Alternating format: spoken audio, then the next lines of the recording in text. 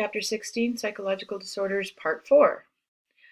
In Part 4, we're going to look at anxiety disorders, including phobic disorder, generalized anxiety disorder, and panic disorder. We're also going to look at obsessive compulsive disorder, OCD.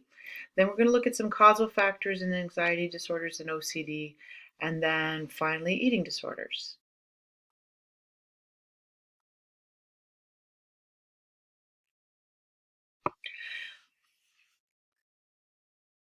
A typical everyday sort of anxiety that you feel, say around tests coming up or homework, or say you've got exams coming up, a job interview, anything like that, even a sports event, right? You're going to feel a certain amount of anxiety, a certain amount of worry or concern. When we're talking about anxiety disorders, we're talking like the frequency and intensity of the responses, the feelings that the person have, the fear. It's out of proportion to the situation, so much so that it interferes with their daily lives. So over and above the regular daily like feelings of fear, maybe the feelings of stress that a person may have, someone with an anxiety disorder, their experience consists. There's 4 different components to it, right? There's the subjective emotional component. There's the cognitive, the physiological, and behavioral. The subjective emotional component includes feelings of tension and apprehension. The cognitive component includes feelings of apprehension, worry, impending doom, fear about their inability to cope with a situation, to cope with their own feelings. Often you hear people who are having an anxiety attack might say they feel like they're going to die. The fear is that strong. Physiological responses, including increased heart rate, blood pressure, muscle tension, rapid breathing, blood pressure, dry mouth, diarrhea, and frequent urination. Then lastly, the behavioral responses. They start to avoid the feared situation, decrease task performance, and increase startle response. So examples of that, for example, avoidance of feared situations. If someone's having panic attacks when they go into into public or to school, maybe they had an anxiety attack in the classroom once, they'll start to avoid going to the classroom because of the fear of having another attack, because it's something that's not within their control. Anxiety disorders take on a number of different forms, including the phobic disorders, generalized anxiety disorders, and panic disorders. When we talk about incidence, we're referring to the number of new cases that occur during a certain period, and prevalence refers to the number of people who have a disorder during a specific period of time.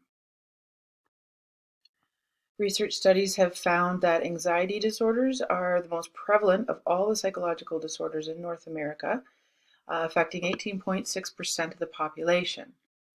All of the anxiety disorders that we're going to talk about, they tend to occur more frequently in females than males, right? 16% in females, 9% in males. And in more than 70% of the cases, anxiety disorders interfere significantly with life function or cause a person to seek medical or psychological treatment. So first of the anxiety disorders we're going to talk about is phobic disorder, which is the most prevalent of all psychological disorders in North America.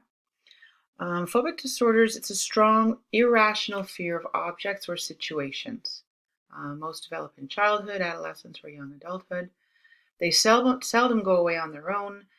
And there's a wide range of degree of impairment, right? So common phobic disorders: fear of spiders, fear of bees. Many people are fear of dogs, and whatnot. So Other types of phobic disorders, most common in Western society is agoraphobia, which is fear of open spaces or public spaces. Social anxiety disorder, which is fear of social situations where a person, they might be judged or fear that they're being judged or will be embarrassed. And then again, specific phobias, fear of specific objects such as animals, dogs, as I had said before. Um, I don't know if any of you have phobias. I have a needle phobia. That's it. Spiders, dogs, whatnot, no problem. A few of my friends have fear of dogs. It's very common. And then the degree to which you have it depends on the experiences that you've had. They seldom go on away on their own unless, of course, you do a degree of extinction, right? So if you have a fear of needles or you have a fear of dogs, extinction means that you come in contact with the needle or with needles or dogs multiple times, say from a distance, from far away first, and then try to remain calm and not have the fear, and then move slowly towards that fear while staying calm, and eventually you do have the fear may extinguish itself. You may have heard the term desensitization, right?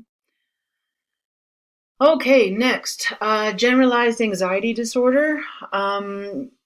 This is a state of diffuse, free-floating anxiety. It's not tied to a specific situation. The fear can last for months. It just feels like it's never going to end. You don't know what's going to happen. Something impending, something bad is going to happen, but you can't explain it. Generalized anxiety disorder can interfere markedly with daily functioning. It can have a really hard impact on someone's life in terms of going to school, job, family, whatnot. The person may find it hard to concentrate, make decisions, remember commitments, stay focused. In Canada, the lifetime prevalence rate is 8.7%. Again, more likely to affect females than males, and onset tends to occur in childhood and adolescence. So while generalized anxiety disorder is just free-floating anxiety, you feel it all the time, you just sort of always feel on edge. Panic disorder is different in that the panic occurs suddenly and unpredictably, and they're much, much more intense. So they seem to come out of the blue, and panic attacks, people often, feel like they're going to die. They can't control the fear. The fear is so intense that it's out of control. Formal diagnosis of panic disorder, it requires that the recurrent attacks, they keep happening and they don't seem to be tied to environmental stimuli. They seem to be just coming out of the blue, right, with no real cause. The prevalence rate for Canadians, a little less than generalized anxiety disorder. For panic disorder, it is 3.7%, again, happening more in females than it does with males. And then finally, there's, occasional panic attacks. I'm not sure if sorry. So some of you may have experienced occasional panic attacks. Basically happens once in a while. You have these attacks, feeling of dread, intense fear, but this would not be diagnosed as having a panic disorder unless you started having more and more of them, and then started having the fear of having more of them, right? But it is somewhat normal to have these panic attacks once in a while under times of extreme stress or distress. 34% of Canadians have reported having at least one panic attack in their lives. So figure 16.11 sort of shows a model of the process of the events in having a panic attack, right? So you have your listening stimuli, internal or external. Usually or often, the person is unaware of what the eliciting stimuli is, right? But that invokes a panic attack, and the physiological responses, includes increased heart rate, dizziness, breathlessness, muscle tension, followed by catastrophic appraisals of the situation. Oh my God, I'm losing it. I'm having a heart attack. I'm going insane. I'm going to die.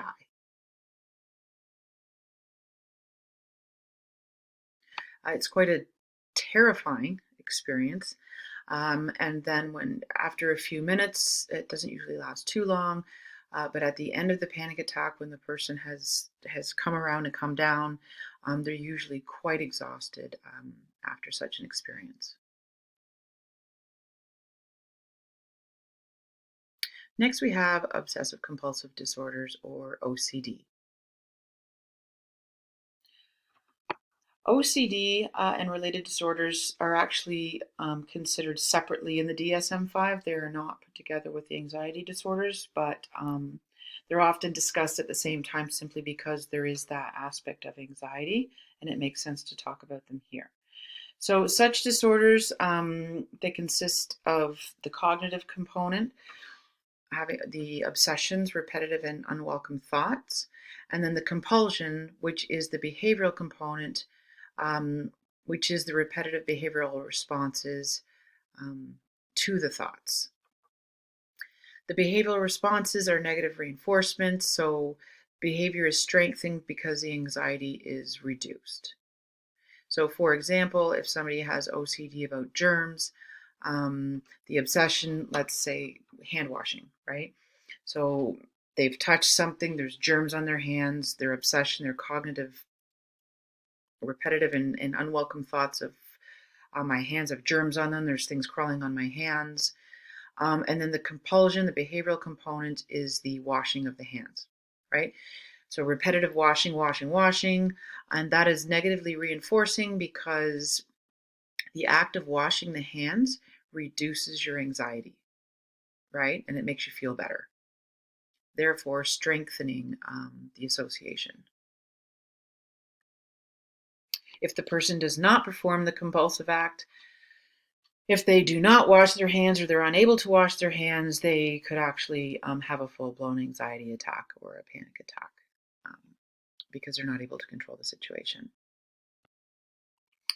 Other types of OCD includes hoarding, hoarding disorder.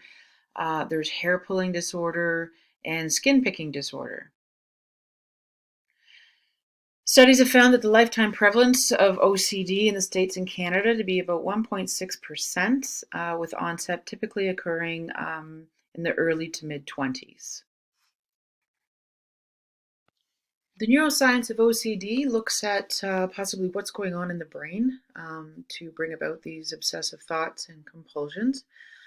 And what is it? 620, page 623, and looks at two different approaches. There's or ways of looking at it: the executive dysfunction model and the modulatory control model.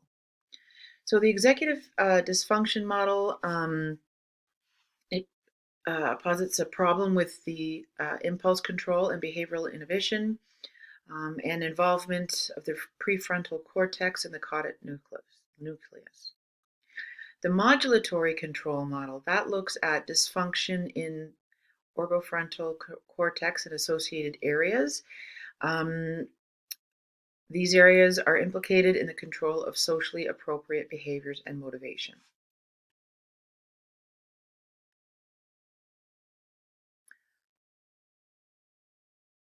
And lastly, causal factors in anxiety disorders and OCD. So here we'll look at, there's biological, psychological, and cognitive explanations for anxiety disorders.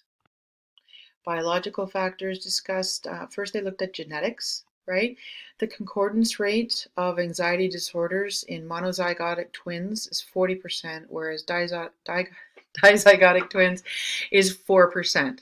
So just to make that clear, monozygotic twins, identical twins, that's when one egg splits into two. So they have identical DNA, right?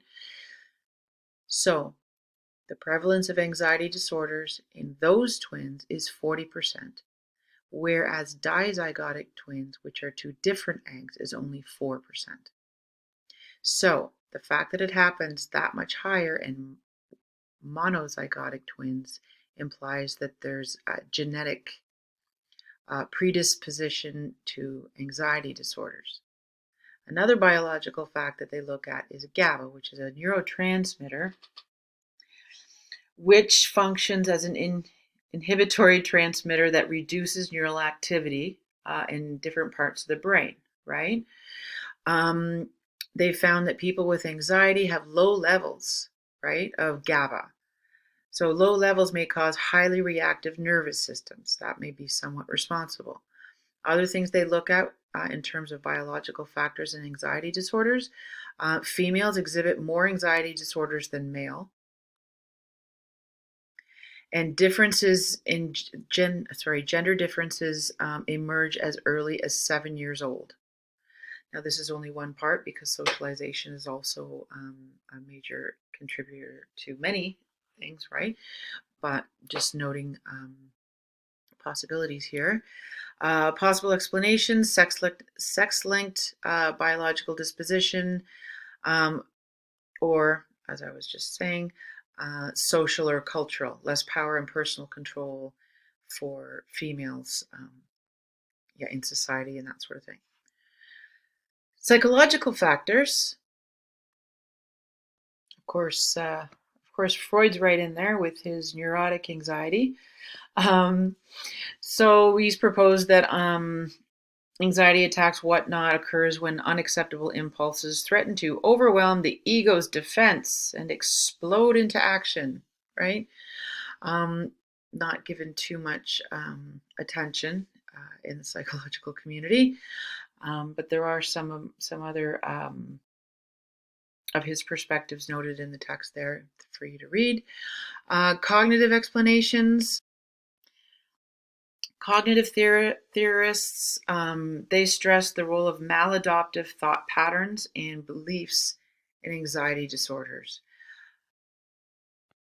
So these maladaptive thoughts and belief patterns lead them to appraise a situation catastrophically, like way over the top, and panic attacks are triggered by these exaggerated misinterpretations of a normal situation, and they feel powerless to cope.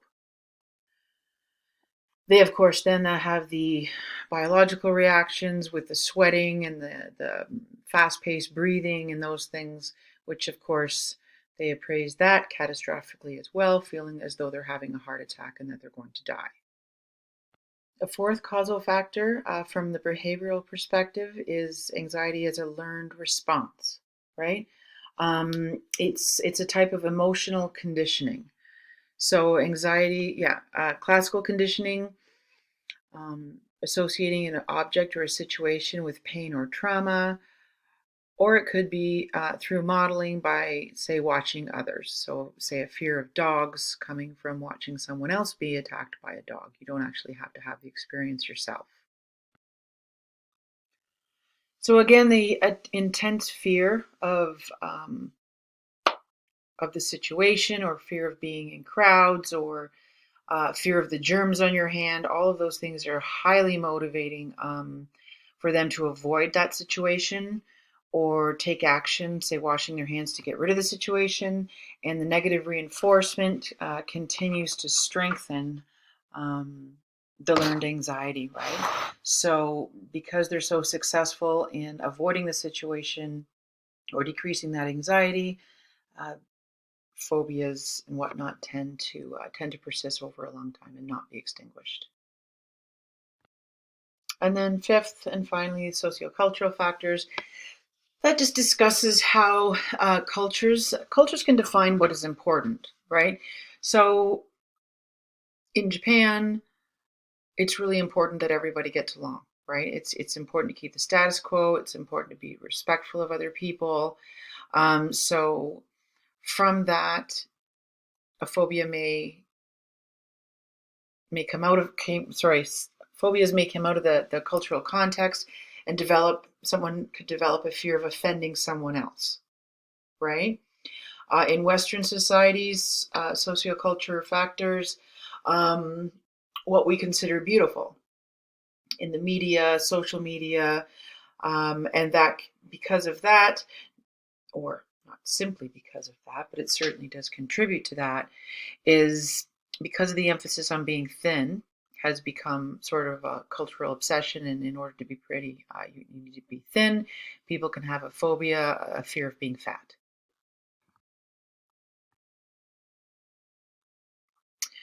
Okay, finally, eating disorders.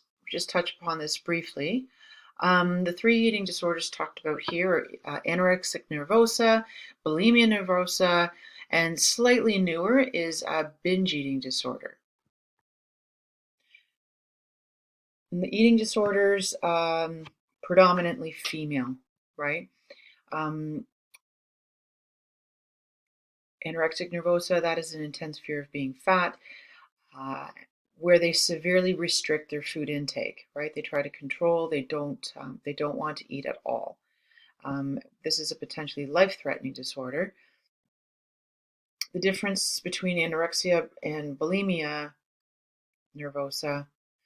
Bulimia nervosa also has a fear of being fat, but instead of restricting their food intake, they tend to binge and purge, right? So they will take in 2 to 4 thousand calories during one of these binges, but then they'll repeatedly purge, throw up the food so that they don't gain weight. The problem with that is they have severe physical consequences to the constant purging, including gastric problems and badly eroded teeth. The prevalence for bulimia nervosa, in North America, prevalence in women is 1 to 3%, as compared to anorexia, which is only 0.5%.